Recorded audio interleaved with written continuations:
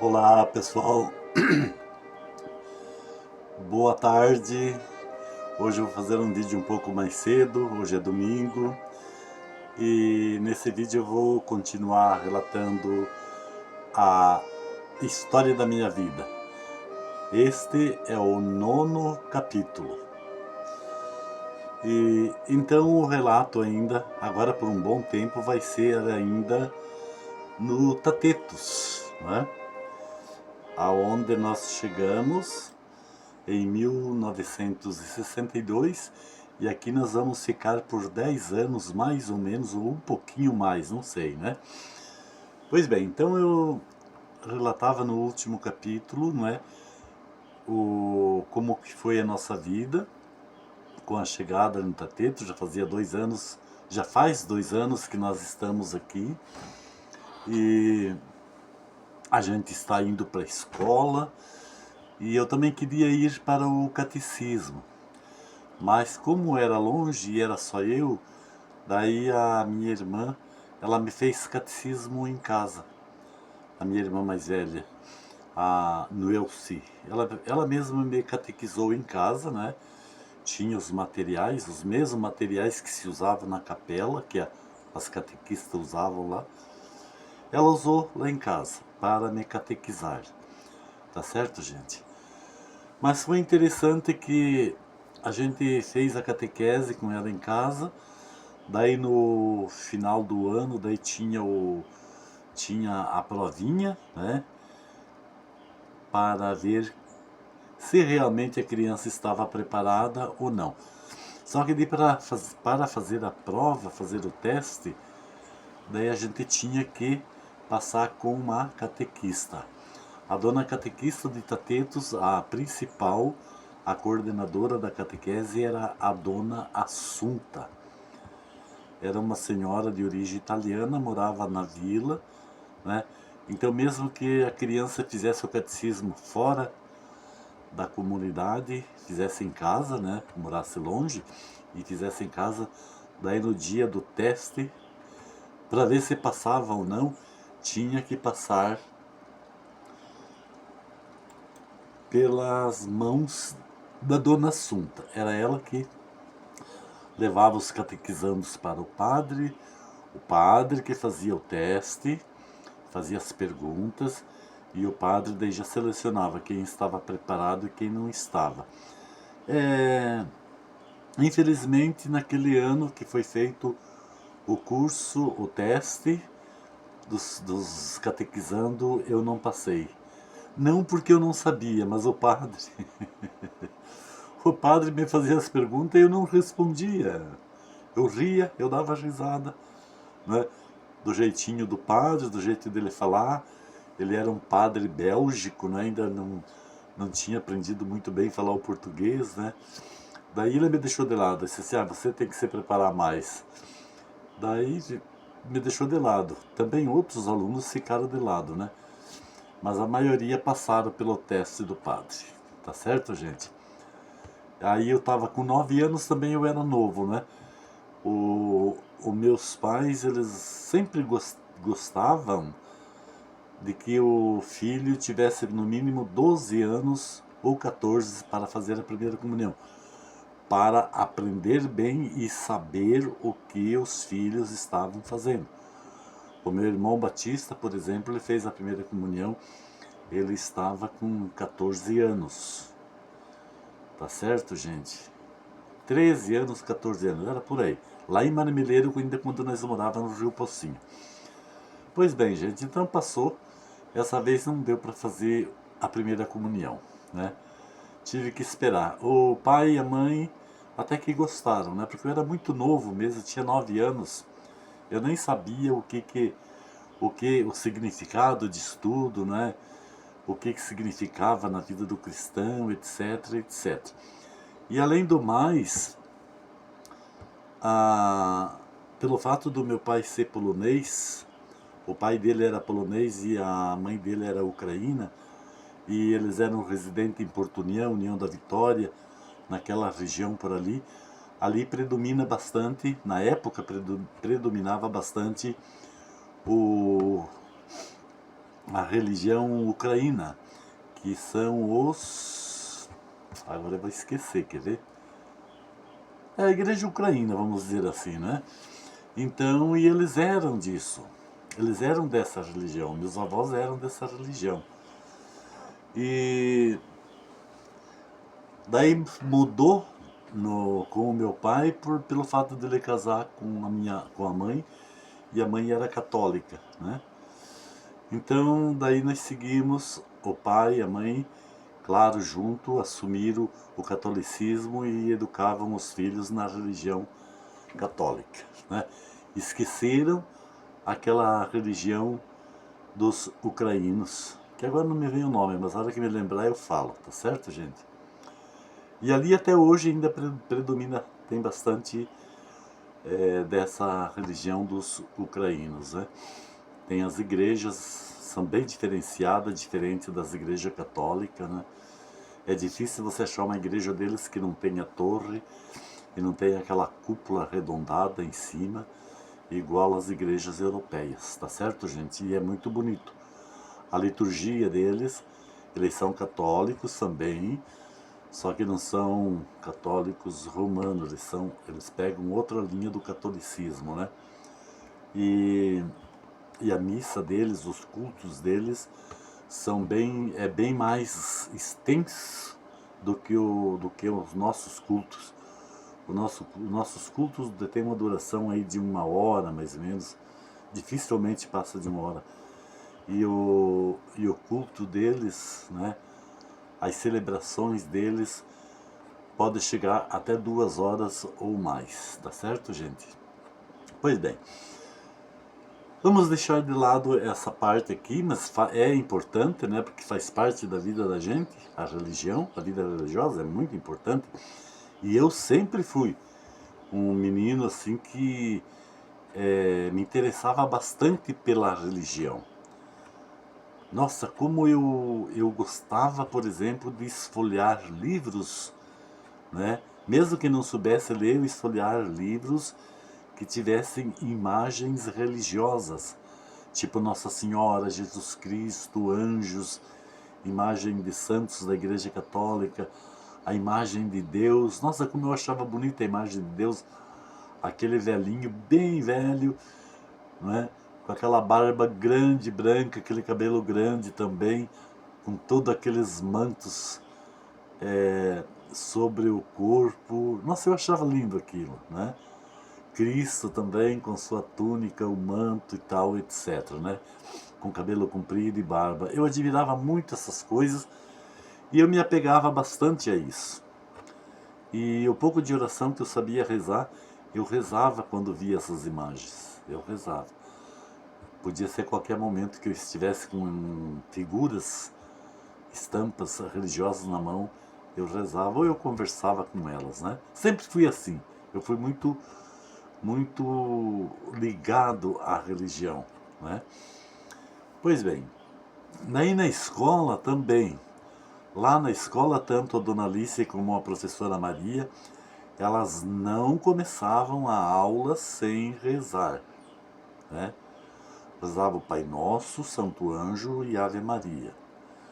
Quando terminava as aulas, antes de dispensar os alunos para ir para suas casas, também era rezado, né?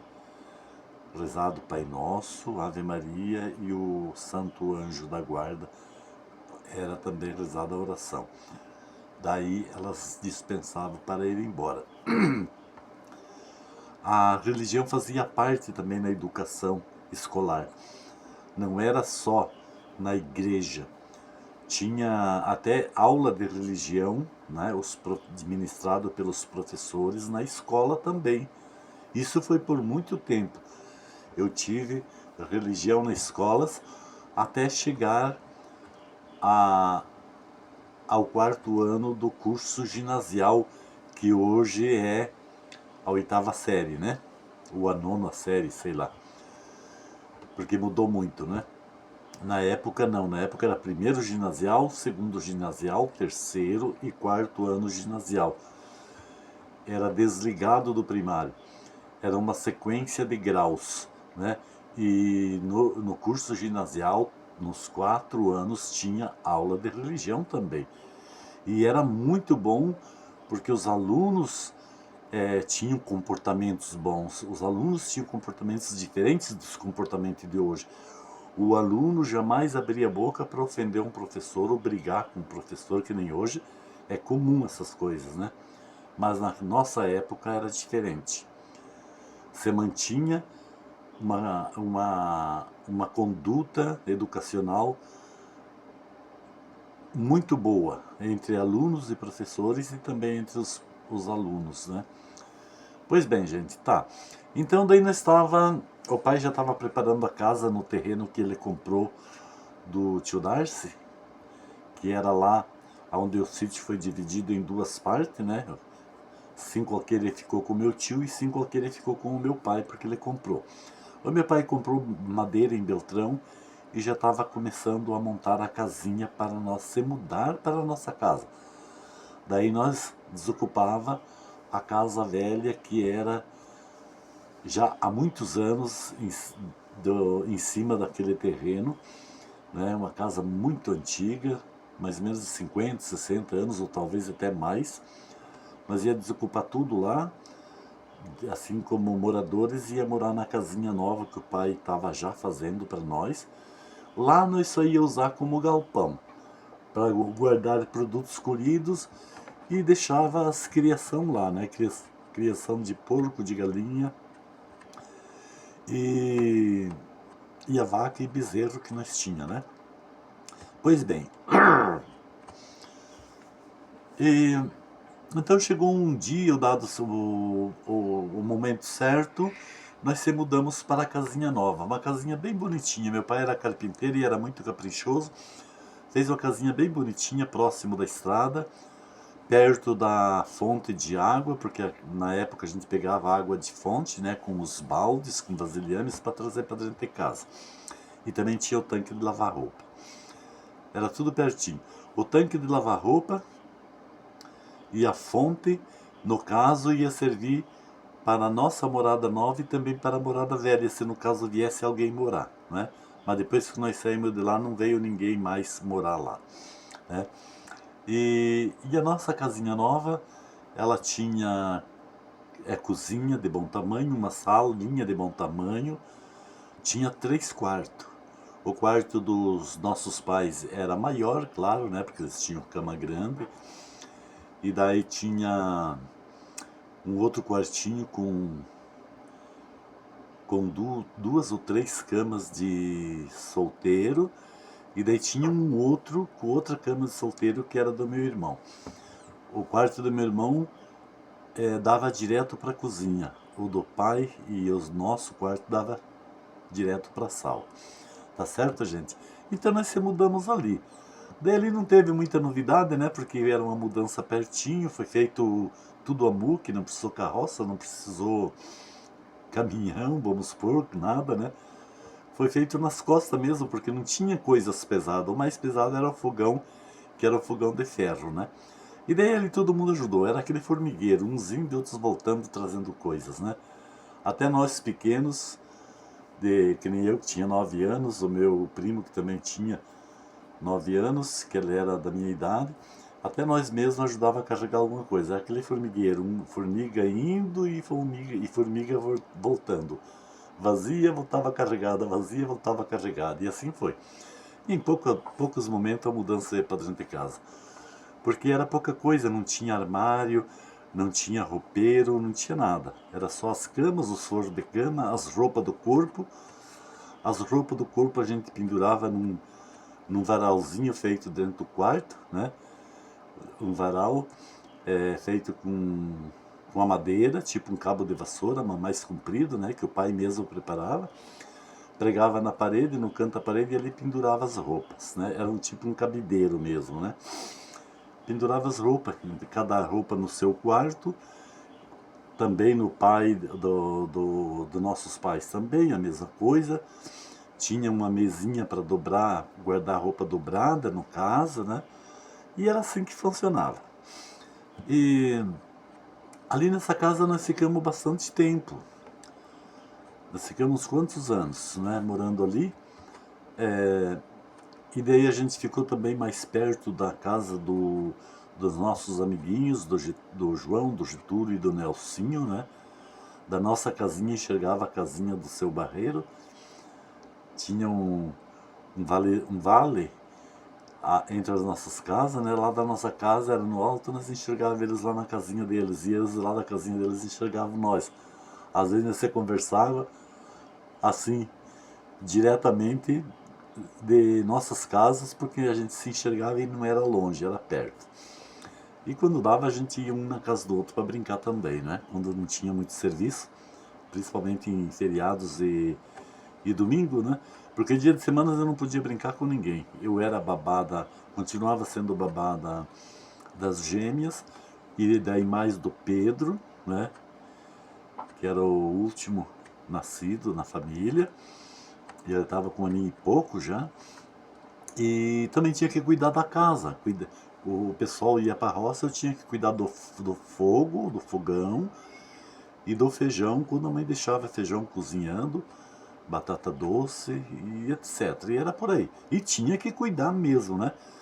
Ainda a mãe recomendava bastante, ó, não deixe cair pau de lenha aceso no assoalho. Não deixe cair brasa no assoalho. Se cair, você apague. Então tinha que ficar cuidando mesmo. Não podia nem sair muito lá fora, tinha que ficar dentro de casa mesmo, para cuidar, né? Para não correr o risco de pegar fogo, porque madeira de casa, assim, que está debaixo de um telhado, de uma cobertura, ela permanece sempre seca, né? E caiu uma brasa, pega fogo mesmo, né? Então era assim que funcionava.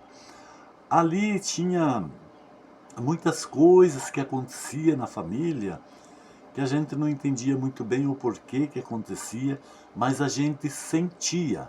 Eu sentia muito, muito. E o meu pai também bebia, ele bebia muito. Às vezes ele chegava em casa, quando ele ia para a vila, ele voltava às vezes de noite, ou quase, voltava de noite, né, no começo da noite. E ele voltava bêbado. E E a gente não entendia o porquê que ele fazia aquilo, e às vezes ele ficava nervoso. Ele não era um bêbado ruim, não é? Assim que tocasse, judiasse da família, ele não era.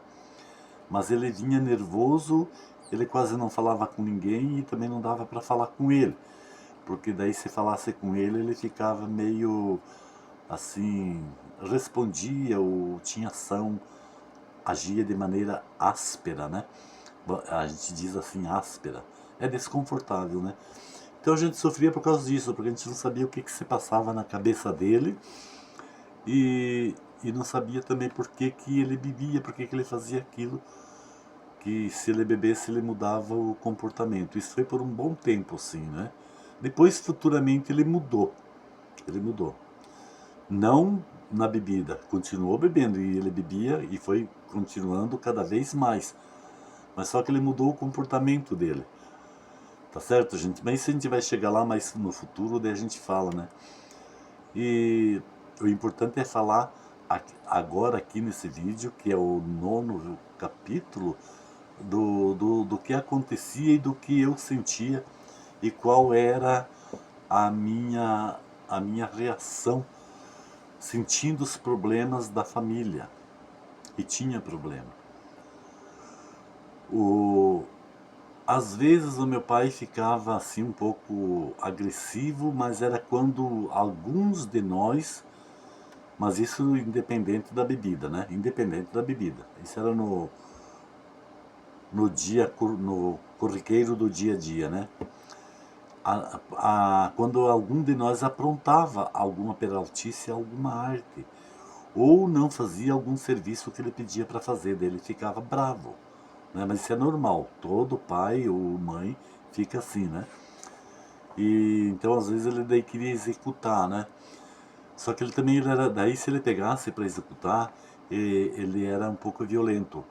A raça polonesa, eles são brabo e eles são até meio violento mesmo no caso de bater no filho, por exemplo. Ele bate a ponto de quase matar, né? E o que ele tem na mão, com o que ele tiver na mão, ele bate. Ele não vai catar uma varinha, que nem a nossa mãe fazia, né? Uma varinha leve e tal, para bater na gente. O que ele tinha na mão, ele agredia, né? E aí se tornava perigoso, né? Podia até machucar um filho, né? Mas só que ele era menos agressivo nessa parte do que minha mãe. A minha mãe já era mais agressiva um pouquinho em relação às peraltices dos filhos, às malandragens dos filhos, às desobediências dos filhos. Ela pegava uma varinha e descia a vara mesmo, né? Eu apanhei muito da minha mãe, apanhei muito. E eu ficava muito triste, eu pensava assim, meu Deus, mas para que bater, para que surrar? Que coisa mais doída. Você surra boi, você surra o cavalo, você surra outros animais e não as pessoas, não as crianças. Eu sentia muito. Até mesmo depois que passasse a dor da surra, que eu lembrasse da surra que eu levei, eu chorava daí sem ter dor. Eu chorava de tristeza, de nervoso que eu ficava, porque eu não entendia e eu queria que todos os seres humanos entendessem que não precisava os pais bater nos filhos do jeito que eles batiam. E isso não era só lá em casa, era toda a vizinhança era assim. Os filhos pagavam o pato mesmo com surras de seus pais, às vezes até de seus irmãos mais velhos também batiam nos irmãos mais novos, como se fosse o pai. Lá na minha casa era assim. Tinha minha irmã mais velha que por qualquer coisa ela estava descendo, passando a vara na gente ou o chinelo. E o meu irmão mais velho é a mesma coisa. O bonito era quando o meu irmão mais velho brigava com a minha irmã mais velha. Porque daí os dois tinham força igual, né? Daí eles se tacavam no cacete, que era bonito de ver. Só que depois eles também apanhavam do pai ou da mãe, mas mais era da mãe. E era assim que funcionava, gente. Então é muito triste, né? E, pois bem, nós ficamos nessa morada nova aí do meu pai, não ficamos muito tempo. Ficamos pouco tempo. E a nossa, a nossa casa era bem pertinho da estrada. E um belo dia apareceu uns comprador de terra vindo do Rio Grande do Sul. Vindo do Rio Grande do Sul. Era uma família italiana que eles souberam que no Paraná tinha terra muito boa e barata. E eles vieram por ali para ver se compravam um sítio. Eles vieram em 2 irmãos e um tio deles, né? E eles já tinham um parente morando ali por perto, num lugar chamado Araçá, entre Rio Verde e Itapeto. Tinha uma comunidade chamada Araçá, e ali essa família que veio do Rio Grande já tinha um parente morando ali já há algum tempo, né? Pois bem, daí esse comprador de terra, ele chamava-se Homero Franciose. E ele soube que o tio Darcy tinha aquele pedaço de terra lá de 5 alqueires e o meu tio queria vender a parte dele. Daí ele foi e localizou o tio Darcy. O tio Darcy morava no Tateto mesmo, já nessa época. E daí eles foram lá ver o pedaço de terra. E daí o seu Mero falou pro tio Darcy assim: olha, eu compro aqui o seu pedaço de terra, mas se o seu compadre ali, o seu parente ali, vender o pedaço dele também, que eu faço um sítio só. Daí foram lá falar com o meu pai pensou e repensou e resolveu de vender. Daí pediu para o seu Mero um tempo para ele poder comprar um outro lugarzinho ou arrumar um outro lugar para nós se mudar. E daí aconteceu que por ali, por perto, tinha um solteirão, tinha 10 alqueires de terra e não trabalhava. Ele não trabalhava, não sei como é que aquele homem vivia. Ele vivia de coisinhas pequenininhas assim que ele plantava lá ao redor da casa dele, batata doce, mandioca, um pouco de feijão, milho para milho verde, dá milho para as galinhas, criava galinha, criava um porquinho. E ele vivia uma vida bem precária, né? Era um solteirão assim, não tinha nada, só tinha as panelinhas, um fogão de chapa, como diz, né? As panelinhas, uns pratos, uns talheres, uns copos, umas xícaras. E coisinha pouca, pouca coisa assim, que não enchia uma casa, não enchia uma cozinha. Nem mesa não tinha, tinha os bancos, umas cadeiras velhas e a cama para dormir, né? E ele morava num ranchinho, nesse ranchinho tinha, nem era subdividido em cômodos. Era um rancho, não muito grande, só tinha uma parede no meio, dividia uma parte para cá, outra parte para cá. E daí no fundo do rancho tinha uma varanda que era onde ele montava a pequenina cozinha dele e dormia num daqueles compartimentos do corpo principal do rancho. E era um rancho bem precário, bem pobre mesmo, de madeira assim bem simples. Não era cheio de fresta, tanto no soalho como nas paredes em redor, coberto com tabuinha, tanto na varanda como no corpo principal da casa. Tinha só tinha um paiolzinho pequeno do ladinho que servia para ele guardar alguma coisa, algum mantimento que ele colhia, pouquinha coisa. Tinha uma cozinha de chão para fazer fogo no inverno, para se esquentar, porque lá os invernos era muito frio, era muito brabo mesmo. Daí o meu pai conversou com esse seu Neco, era o nome dele, desse dono desse sítio. E eu sei que chegaram num acordo lá e ele vendeu pro meu pai. Vendeu bem baratinho. O meu pai deu o boi, que era filho da negrinha, estava grande. Deu a máquina de costura da mãe.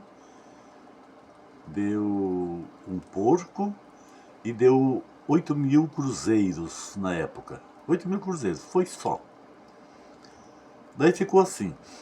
Quando o pai precisasse, o pai avisava ele e ele saía dali, né?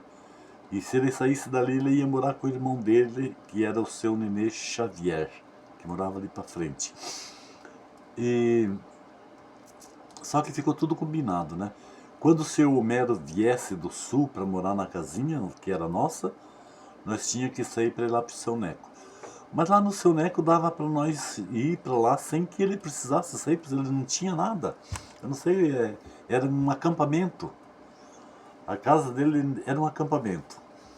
Ele podia ir lá para a cozinha de chão, lá para o paiolzinho de chão, eles com as coisinhas dele, e nós podia ficar na casa maior, que era onde ele ficava, né?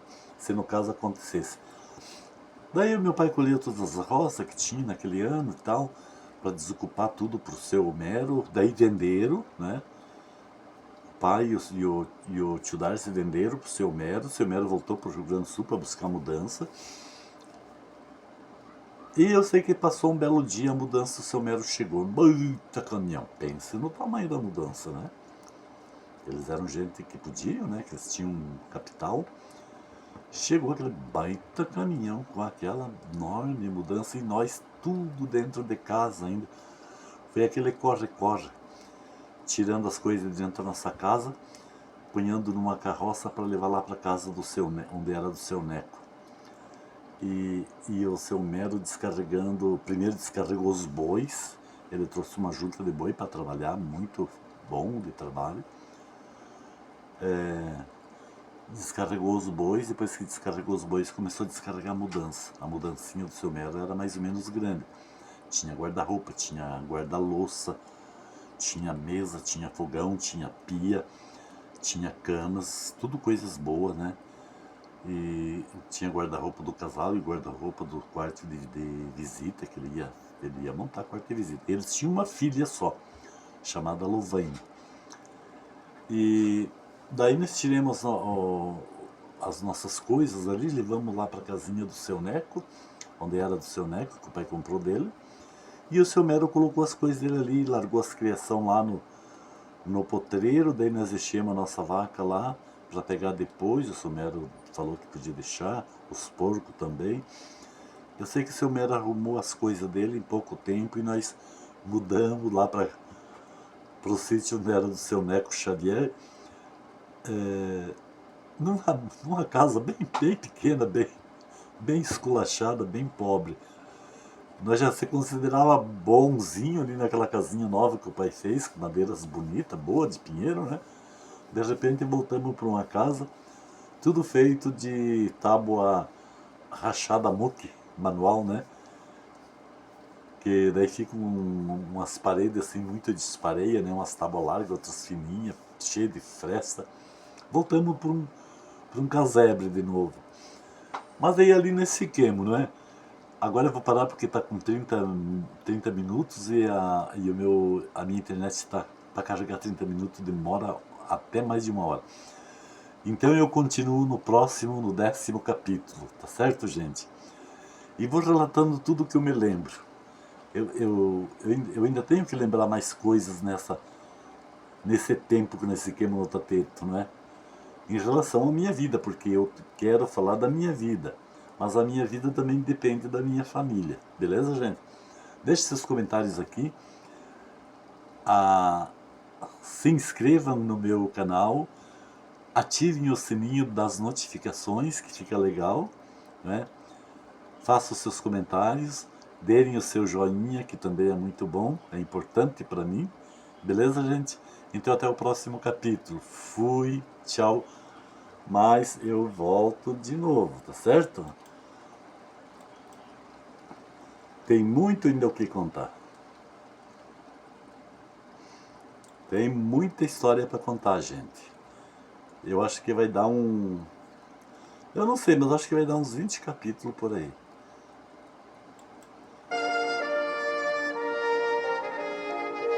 Beleza, gente querida do meu coração?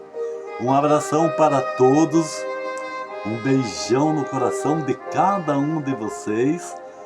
Que Deus abençoe vocês e que Deus fique com vocês. Ainda hoje mesmo vou fazer o capítulo 10, se Deus quiser, tá bom, gente? Fui, tchau, mas eu vou voltar de novo, ok?